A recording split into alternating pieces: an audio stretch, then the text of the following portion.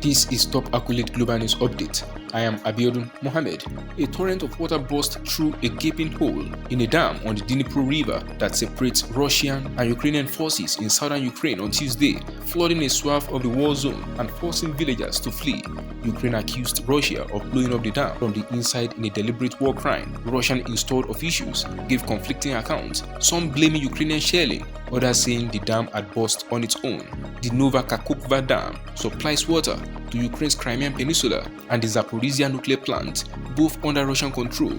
The vast reservoir behind it is one of the main geographic features of southern Ukraine, 240 kilometers long and up to 23 kilometers wide. The swath of countryside lies in the floodplain below. The destruction of the dam creates a new humanitarian disaster in the center of the war zone and transforms the front lines, just as Ukraine is unleashing a long-awaited counteroffensive to drive Russian troops from its territory.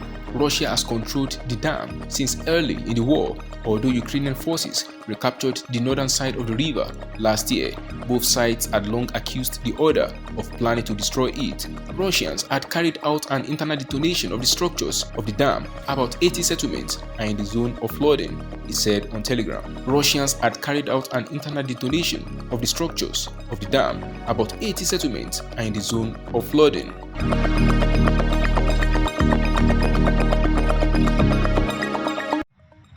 Iran presented what officials described as its first domestically made hypersonic ballistic missile on Tuesday.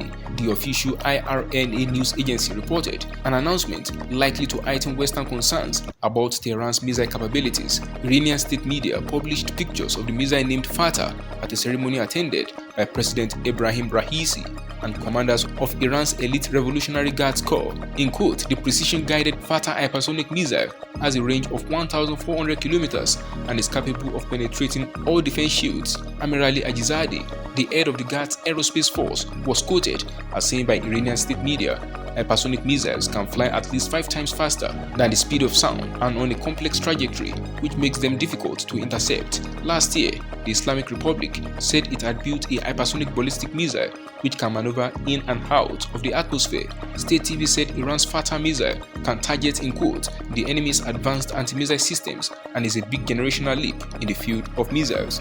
Fattah's top speed reached Mach 14 levels, it added. Despite US and European opposition, the Islamic Republic has said it will further develop its defensive missile program. However, Western military analysts say Iran sometimes exaggerates its missile capabilities.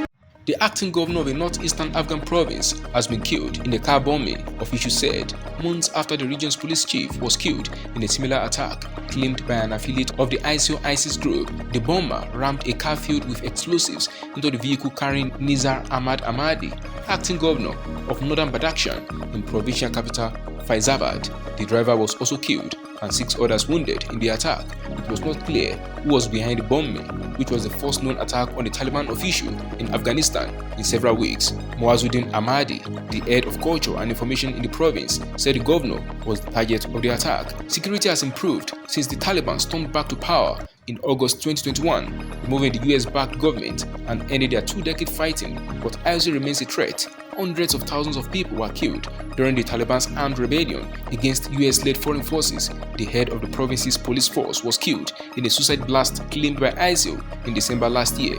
A bomb attack also killed the head of the mining department in April last year.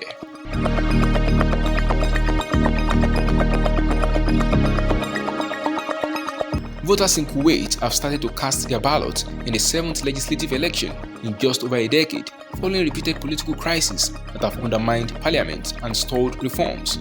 Polling began at 8 a.m. on Tuesday and will continue till 8 p.m.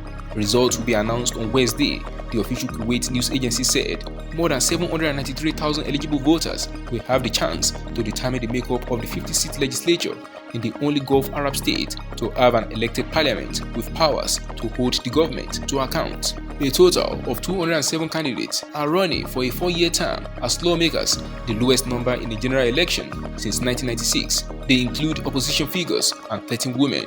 Kuwait's Emir, Nawaf Al-Ahmad Al-Sabah, called the vote last month after he had again dissolved parliament amid a persistent political deadlock Constant standoffs between the branches of government have prevented lawmakers from passing economic reforms, while repeated budget deficits and low foreign investment have added to an air of gloom. Bickering recently focused around a controversial bill that proposes the government take over consumer and personal loans of Kuwaiti citizens. The government says the move would be too expensive, costing almost $46 billion in public funds, while MPs argued it would cost significantly less, under $6.5 billion.